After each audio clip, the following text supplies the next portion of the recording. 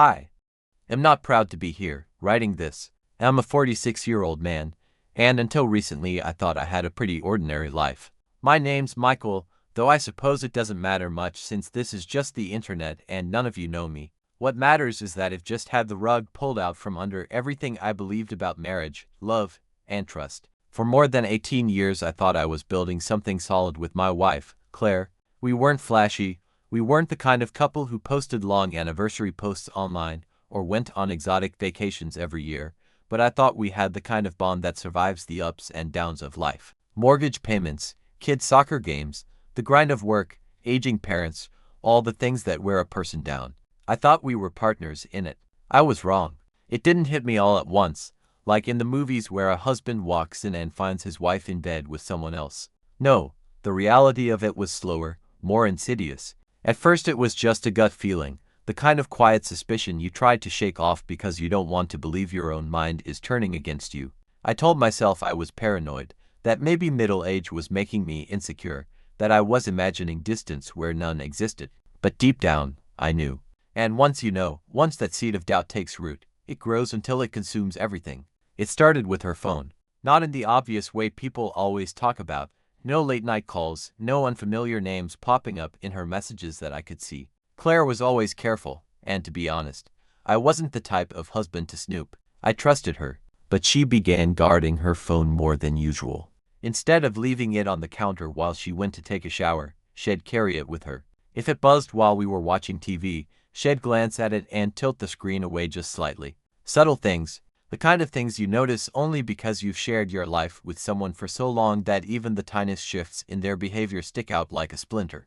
At first I brushed it off. I told myself she probably had a friend confiding in her, maybe someone going through a rough patch in their marriage. Claire has always been the kind of person people lean on for advice. She's warm, empathetic, and she knows how to listen in a way that makes you feel safe.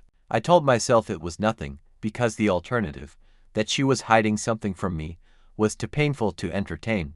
Then there were her late nights. Again, nothing outrageous at first. She started staying later at work. She's in marketing, and I know how deadlines can pile up. I've pulled my fair share of late nights at the office, too. But when it became 2-3 nights a week, every week, and when she came home smelling of a different perfume than the one she wore in the morning, my gut started screaming at me. I didn't want to believe it. I asked her once, casually, why she smelled different. She laughed it off, said one of her coworkers had sprayed some sample they'd gotten, and it must have rubbed off on her. It sounded believable enough at the time, and I clung to that explanation like a drowning man clings to driftwood.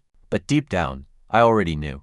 The breaking point came one Saturday. Claire said she was going to run errands. She left around noon. By 4 o'clock she still wasn't back, and when I called her phone, it went straight to voicemail. Something in me just snapped. I grabbed my keys and drove around aimlessly at first, half hoping I'd find her car parked outside Target or the grocery store so I could scold myself for being paranoid.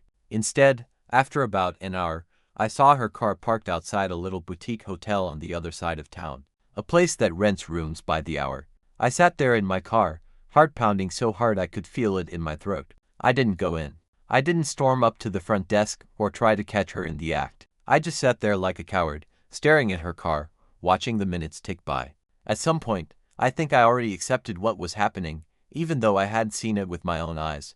By the time she finally came out, hair a little messy, wearing that same black dress she knows I love, I felt hollow. She didn't see me. She just got into her car and drove off, humming to herself, like she'd just spent the afternoon at a spa. That night, when she came home, she acted completely normal. She kissed me on the cheek, asked about dinner, and chatted about how crowded the stores were. I don't even remember what I said back. I just went through the motions, nodding, smiling, pretending like nothing had changed, but everything had. That night, after she went to bed, I sat alone in the living room with the lights off. I just stared at the wall, trying to process what I had seen.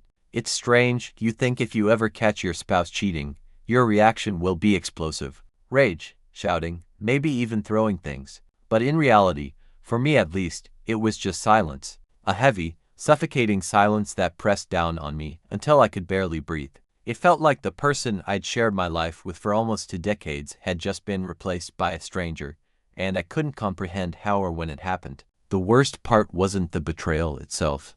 Not yet, anyway. The worst part was the realization that she had been capable of lying to me so effortlessly.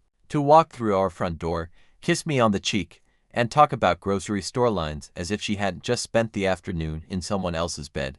That ability to pretend, to wear a mask in front of me, was more devastating than anything else. Because if she could do that once, how many times had she done it before? And how many times had I been too blind, too trusting, to notice? The following days were torture.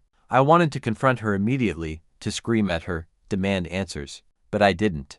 Maybe it was cowardice, or maybe it was because I needed proof. Concrete proof that couldn't be brushed off with another charming laugh and a convenient excuse. So I waited, and I watched. I felt like some pathetic detective in my own home, analyzing every word she said, every movement she made. I started noticing all the little things I had ignored before. The way she suddenly cared more about her appearance, how she would buy new lingerie and claim it was just on sale, the way she kept her phone face down on the table, or how she'd angle the screen away from me, even when she was just scrolling through social media. I even caught her smiling at her phone once, that soft, private smile I used to think was only for me. That one hurt the most. Eventually, I caved and did the thing I swore I'd never do. I went through her phone. She had always been smart about deleting messages, but no one's perfect. There were fragments of conversations, little hints left behind. A photo she thought she had hidden in some folder, messages that didn't spell things out explicitly but left no doubt in my mind what was going on. Nicknames, inside jokes, things you only share with someone when you're more than friends. Reading those words felt like swallowing glass. I didn't confront her right away. I don't know why. Maybe I was scared of what would happen next, scared of ending the life we had built. We have kids, a mortgage, families who think of us as the stable couple. If I said it out loud, if I accused her, then the illusion would shatter. And maybe a part of me, as pathetic as it sounds, didn't want it to shatter. Maybe I wanted to keep pretending just a little bit longer. But once you know, pretending becomes impossible. Every word out of her mouth sounded fake to me. Every smile felt like a knife. I couldn't look at her without wondering where she had been, who she had been with, what lies she was about to feed me. And I could feel myself changing, too. I wasn't the same man anymore. I was bitter, suspicious, hollow. I used to laugh easily, but now I just felt heavy, like I was dragging around a corpse no one else could see. The confrontation finally happened 2 weeks later. It wasn't planned. I came home from work early one afternoon, and she was in the kitchen, humming while she chopped vegetables. I looked at her, really looked at her, and something inside me just snapped. I couldn't do it anymore. I couldn't pretend. I asked her straight out, "Who is he?" The knife froze in her hand. She didn't answer right away, and in that silence, I already knew. She put the knife down slowly and turned to face me. Her lips parted, but no words came out at first. She just stared at me like I had just spoken in another language. I repeated myself, calmer this time, though my whole body was shaking. "Who is he, Claire?" Her face crumbled. That's the only way I can describe it. She didn't deny it. She didn't laugh or call me paranoid or tried to turn it back on me. She just started crying. And in that moment, as strange as it sounds, I almost wished she had lied. Because the crying, the silence before it, confirmed everything. When she finally spoke, it was all the clicks you read about. She hadn't meant for it to happen. She felt lonely, unappreciated.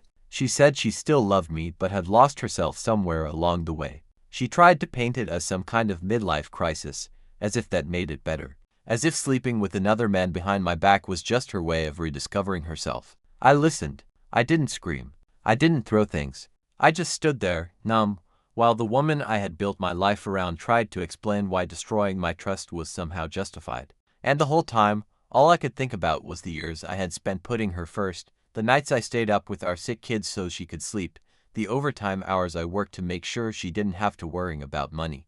I thought about all the small sacrifices I had made, the things I never complained about, because I believed that's what marriage was: teamwork, commitment, choosing each other every day. And she had chosen someone else. The conversation went in circles. She wanted forgiveness. She wanted to work on us. She said the other man didn't mean anything. But the thing is, he did mean something, because she gave him pieces of herself that were supposed to be mine. Intimacy, secrets, affection. You don't just give those things away by accident. In the days that followed, I felt like I was living in a fog. We still lived in the same house, still went through the motions for the kids, but everything was different. I couldn't touch her, Couldn't even look at her without feeling sick. I slept on the couch most nights, staring at the ceiling, wondering how I had gotten here.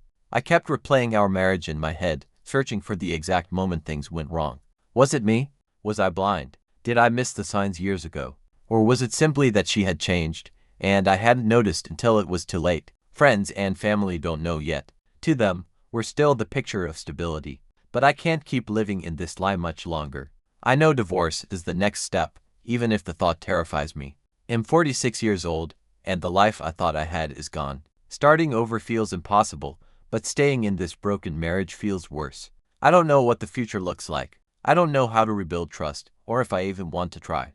Right now, all I know is that the woman I thought was my partner, my best friend, my safe place, chose to betray me in the most intimate way possible.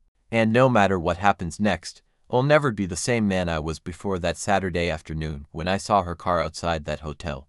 If there's one thing you've learned through this, it's that betrayal doesn't come crashing into your life like a storm. It seeps in quietly, like a leak you don't notice until the floorboards are already rotting beneath your feet.